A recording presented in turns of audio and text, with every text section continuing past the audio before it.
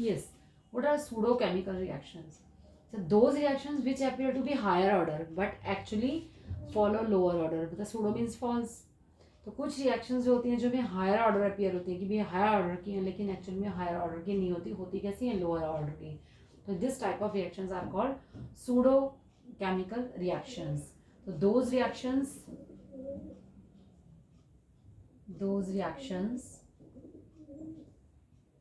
which appear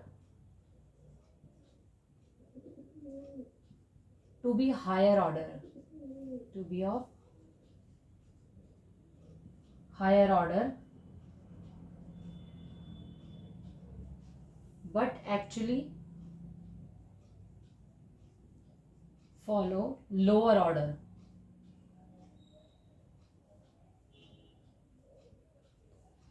देखने में हमें अपीयर हायर ऑर्डर की हो रही हैं लेकिन फॉलो क्या करती हैं, lower order. Kinetics are known as pseudo chemical reaction, known as pseudo chemical reactions. Or you can say those reactions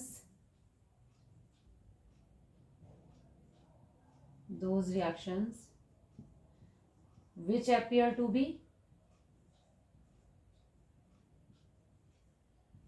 of higher order but actually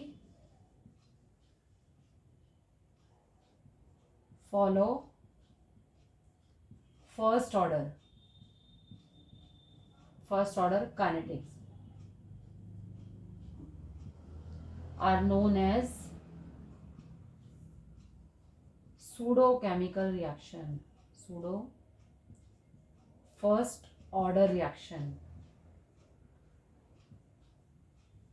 Clear? For example, CH3 COO C2H5 plus H2O gives acid CH3 COOH. On hydrolysis of ester gives acid plus alcohol. तो इसकी molecularity क्या होनी चाहिए, 2 होनी चाहिए. 2 reacting species are there but the concentration of ethyl acetate जो change होती है during the reaction, water is present in such a large excess, बहुत ज़्यादा अमाउंट में प्रेजेंट है. जो मेन जो डिपेंड कर रही है वो किसकी कंसंट्रेशन पे कर रही है, इसकी उस पर डिपेंड कर रही है. तो ऑर्डर ऑफ रिएक्शन हमारी यहाँ पर, sorry, the rate of the reaction depend only the concentration of the ethyl acetate. जो पूरी कंसंट्रेशन डिपेंड कर रही है वो इथाइल एसीटेट की कंसंट्रेशन के ऊपर डिपेंड कर रही है, इथाइल एसीटेट. ठीक है, तो इसलिए ऑर्डर ऑफ रिएक्शन क्या हो जाएगा, इसका 1 हो जाएगा. तो रेट इज इक्वल टू हमारी यहाँ पर आ जाएगी के. वो किसके लिए है, CH3 COO C2H5. मतलब हमें यही है कि इसमें आना चाहिए. पर वाटर कैन भी, इसको जो है वाटर को हमने कैसे लिखा, can be take as constant क्योंकि ये पूरी कंसंट्रेशन इसके ऊपर डिपेंड कर रही है. तो रेट इज इक्वल टू हम लेके चलते हैं के CH3 COO C2H5. यानी कौन से ऑर्डर की रिएक्शन होगी, 0 फर्स्ट ऑर्डर की रिएक्शन होगी. और बहुत सारी रिएक्शन है जैसे शुगर है, 1 एग्जांपल. दूसरा C12 H22O11. अगर वाटर जो हमने यहाँ पर एक्सेस में डाल दिया इन सुक्रोज यानी चीनी के अंदर, शुगर के अंदर, तो it gives C6 H12O6 plus C6 H12O6 यानी ग्लूकोज एंड फ्रैक्टोज. यहाँ जगह ग्लूकोज और fructose. Same order of reaction क्या होनी चाहिए, 2. यानी कि इसकी मॉलिक्यूलरिटी हमें क्या नज़र आ रही है इसमें, यहाँ पर 2 वो होनी चाहिए. बट होता क्या है इसके अंदर 1, क्योंकि इनकी मॉलिक्यूलरिटी 2 होनी चाहिए लाइक दिस. इसकी भी मॉलिक्यूलरिटी क्या हो रही है हमारी, 2 हो रही है. पर इसमें यहाँ पर क्या हो रहा है कि पूरी कंसंट्रेशन किसके ऊपर डिपेंड करके चल रही है, इसके ऊपर डिपेंड करके चल रही है. ठीक है, तो मॉलिक्यूलरिटी इसकी क्या निकल के आती है, फिर 1 निकल के आती है. तो इस टाइप की रिएक्शंस को हम कहते हैं, ये हमारी जो है pseudo first order reaction. Appear हमें हो रही है 2 लेकिन एक्चुअल में क्या है, फर्स्ट ऑर्डर रिएक्शन. तो इस तरह की रिएक्शंस को हम कहते हैं सूडो केमिकल रिएक्शंस. नाउ अब कुछ जो है इसके न्यूमेरिकल जो इनिशियल रेट मेथड के ऊपर डिपेंड करते हैं उसको डिस्कस करते हैं. So the question is, the following data were obtained for the reaction 2NO plus Br2 gives 2NOBr. और आपको इन सब की जो है एनओ की इनिशियल रेट दे रखी है और यहाँ पर जो इनकी इनिशियल जो है कंसंट्रेशन गिवन है, तीनों की दे दी। अब ऐसे क्वेश्चन में आप इसको ध्यान से देखो, 1 2 3 सबकी इनिशियल कंसंट्रेशन इनिशियल रेट आपको दी हुई है। तो सपोज ये इक्वेशन 1 मान लेते हो, ये 2 मान लेते हो, 3 मान लेते हो। अब आप देखो इक्वेशन 1 और 2 में, ठीक है, हमें फाइंड आउट क्या करना है, पहले the order with respect to N और बी आर टू, हमें ऑर्डर बताना है, फिर रेट लॉ बताना है और रेट कांस्टेंट बताना है हमें। तो पहले हम क्या करेंगे, इनको 1 2 3 कर दो, नंबरिंग दे दो, जब 1 दे दो, इसको 1 दे दिया हमने सपोज 2, और इसको क्या दे दिया 3 दे दिया। तो इनिशियल रेट, पहले रेट लिखो इनकी, the rate law may be written as, कैसे लिखोगे इसका रिटर्न, कि rate is equal to k N O, हमने इसको x ले लिया, ठीक है, और यहाँ पर क्या आ गया बी आर टू को हमने क्या ले लिया y, इसका मतलब x y की हम वैल्यू निकाल के चलेंगे। अब कंपेयरिंग करेंगे, 1 और 2 को कंपेयर करो, क्योंकि 1 और 2 को क्यों कंपेयर कर रहे हो, तो आप यहाँ देखो, अगर यहाँ पर इसकी कंसंट्रेशन डबल होती है लेकिन इसकी सेम रहती है तो इसकी कितने टाइम हो गई, 4 टाइम बढ़ गया ये। फिर रिपीट कर रही हूँ, ये क्वेश्चन 1 2 3 ले ली, अब फर्स्ट और 2 को कंपेयर किया, तो अगर NO की कंसंट्रेशन जो है बढ़ रही है तो BR की कंसंट्रेशन कैसी रह रही है, सेम रह रही है, और इनिशियल रेट उसकी कितनी थी, 4 टाइम हो रही है। सेकेंड और थर्ड को कंपेयर कर रहे हैं तो यहाँ पर ये भी सेम जा रही है, ये भी क्या हो रही है, सेम हो रही है, और ये क्या हो रहा है यहाँ पर 5.2 से कितना हो रहा है, 1.56 हो रही है। तो कितने टाइम बढ़ रही है, कितने टाइम लेकर चल रहे हो आप इसको, उसको ध्यान में रखोगे, है ना, कि कौन सी कितने टाइम हम इसको लेके चल रहे हैं। आई थिंक मैंने क्वेश्चन गलत तो नहीं उतारा, क्योंकि 5.2 और 1.56, एक मिनट लेट मी चेक, ये 0.30 है यहाँ पे, ठीक है। तो अब इस क्वेश्चन को डिस्कस करते हैं कि किस टाइप से इसमें आ रहा है। तो फर्स्ट क्या क्या रेट, ये अपने रेट यहाँ पर लिख दी। अब कंपेयर किया इसको, comparing experiment,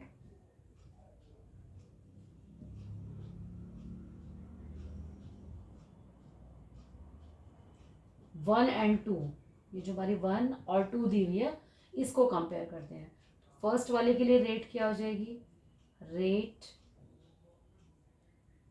1 is equal to, पहले इसका लिखेंगे, के इज इक्वल टू कितना है 0.10, ठीक है। तो 0.1 कितना हमने ले रखा है, एक्स ही लिया हुआ था इसको, और यहाँ पर कितना हो गया हमारा 0.1, क्या हो गया वाई इज इक्वल टू कितना है 1.3 10⁻⁻⁶, क्लियर। अब रेट 2 सेकेंड वाली के लिए हमने क्या लिया, रेट 2 इज इक्वल टू के कितना दिया 0.20, तो 0.2 x 0.1 y is equal to 5.2 10⁻⁻�6 हो गया, ठीक है। तो इक्वेशन जो हमारी हो गई, ये हमारी इक्वेशन हमने 1 बना ली, और इसको जो है मतलब इसके अकॉर्डिंग ही चले, इसको हमने 2 ले लिया। तो जो इक्वेशन 2 है हमारी वो किससे डिवाइड कर देंगे, 1 से, मतलब इन तीनों में कंपैरिजन करके चल रहे हैं। जैसे इक्वेशन 1, हमने यहाँ इसको इक्वेशन 1 नाम दे दिया और इसको दे दिया इक्वेशन 2, ठीक है। तो डिवाइडिंग इक्वेशन 2 बाय इक्वेशन 1, अब क्या आ गया, rate 2 upon rate 1 is equal to, ये पूरी वैल्यू पर आ जाएंगी, क्या आ जाएगा, के 0.2 एक्स जो भी आपने ले रखा है यहाँ पर 0.1 वाई अपॉन में क्या आ जाएगा, k 0.1 x 0.1 y is equal to, ये था 5.2 10⁻⁻�6 अपॉन में 1.3 10⁻⁻�6। अब इसे करो पूरा, क्या चला जाएगा, यहाँ पूरा कैंसिल हो गया, यहाँ क्या आ जाएगा, पूरा बचेगा 2x, ये चला गया, यहाँ आ गया 2x, और ये कितने टाइम जाएगा, 4 टाइम चला जाएगा, तो यहाँ आ जाएगा 4। क्लियर। तो इसको हम लिख सकते हैं 2x इजिकल टू क्या आ रहा है 4 और 2x इजिकल टू 2⁻²। ये हो गया। इट मीन्स हमारा x क्या निकल आया, x इजिकल टू क्या आ गया 2। और x किसके रिस्पेक्ट में हमने दे रखा था, यहाँ पर x जो था किसके रिस्पेक्ट में था, NO के। तो order with respect to NO is 2, यानी कि यहाँ पर आ जाएगा order with respect to NO, जिसके रिस्पेक्ट में NO के क्या आ गया, x इजिकल टू 2 आ गया था हमारा। तो ऑर्डर क्या निकल के आ जाएगा, 2 निकल के आ जाएगा। अब सेकंड और थर्ड जो थी इसको कंपेयर करते हैं। तो अब ये अभी ध्यान रखना है, x इजिकल टू हमारा कितना आ गया, 2 निकल के आ गया। अब इसी तरह से सेकंड और थर्ड को कंपेयर करेंगे, यानी कि यहाँ पर अगर ये कांस्टेंट रहता है तो ये 3 टाइम हो जाती है और ये भी कितने टाइम आ रहा है, 3 टाइम। तो यहाँ पर हम निकालेंगे डिवाइडिंग, पहले इसकी भी जो है कंपेयरिंग एक्सपेरिमेंट यानी रेट लिख लो, ठीक है। तो यहाँ पर लिखेंगे कंपेयरिंग एक्सपेरिमेंट, कौन सा, सेकंड एंड थर्ड। थर्ड और सेकंड को हम क्या करेंगे, कंपेयर करेंगे। तो इसके लिए आ जाएगा रेट 2, तो हमें मालूम ही है रेट 2 कितना था, k, यहाँ आ जाएगा 0.2x और यहाँ पर 0.1y इजिकल टू 5.2 10⁻⁻⁻6। और रेट 3 हमारी क्या आ जाएगी, इजिकल टू रेट 3 की वैल्यू गिवन है यहाँ पर k 0.2x, यहाँ पर 0.3y इजिकल टू 1.56 10⁻⁻5। अब इसको हमने इक्वेशन नंबर थर्ड मान लिया, ये वाली जो इक्वेशन ले लो थर्ड और ये ले लो equation fourth. This the equation कौन सी होगी, थर्ड, और ये इक्वेशन हमारी कौन सी हो गई, फोर्थ हो गई। अब नाउ द इक्वेशन 4, जो इक्वेशन 4 है dividing equation third by equation 4। Third को किससे डिवाइड कर दें, 4 से डिवाइड कर दें, नो इक्वेशन 4, ओके सॉरी, ये डिवाइड हो जाएगी किससे, इससे। तो यहाँ पर लिखते हैं, इसको रफ करना पड़ेगा, ठीक है। यहाँ तक आपको क्लियर हो रहा है, आई थिंक ये पूरा आपको यहाँ से विजिबल हो रहा है या नहीं हो रहा है मुझे मालूम नहीं, नहीं तो मैं ये ऊपर लिख देती हूँ सारा दोबारा। यानी x की वैल्यू यहाँ तक आपको फाइंड आउट हो गई। अब इसके बाद आगे का रब करके ऊपर लिख देती हूँ। नाउ अब कंपेयरिंग करो इन दोनों के बीच में, यही कर रहे थे ना, तो कंपेयरिंग, स्पेस नहीं था, आपको क्लियर नहीं हो रहा था, कंपेयरिंग एक्सपेरिमेंट 2 एंड 3, 2 और 3 को कंपेयर करेंगे। यहाँ देखो, तो एक्सपेरिमेंट 2 और 3 को वो करने के लिए तो रेट 2 जो हमारा रेट 2 इसके लिए होगा ना, रेट 2 इजिकल टू क्या आ जाएगा, k 0.2x 0.1y is equal to कितना 5.2 10⁻⁻6 हो गया। अब रेट 3, तो हमने इसको दे दिया इक्वेशन 3 नाम दे दिया, पहले दो ले लिया था, इजिकल टू k और यहाँ आ जाएगा 0.2x 0.3y इजिकल टू 1.56 10⁻⁻5। इसको नंबर दे दिया इक्वेशन 4। ना इक्वेशन 4 इज डिवाइडेड बाय 3, इनको डिवाइड कर दो। अब इसको इक्वेशन 4 डिवाइडेड बाय 3, तो अब इसको पूरा लिखो, रेट यहाँ पर आ जाएगा आपका 3 अपॉन रेट 2, ठीक है। 3 के हमारा k 0.2x 0.3y अपॉन में आ गया k 0.2x और यहाँ आ गया 0.1y, ठीक है। तो ये कितना है 1.56 10⁻⁻5, ये जो रेट है यहाँ लिख दिया मैंने, और ये कितनी है 5.2 10⁻⁻6, इसकी वैल्यू जो है यहाँ पर लिख दी है। तो अब इसको पूरा करके देखो क्या आ जाएगा, यहाँ पर आ जाएगा, ये कैंसिल हो जाएगा पूरा, ये आ जाएगा 3y,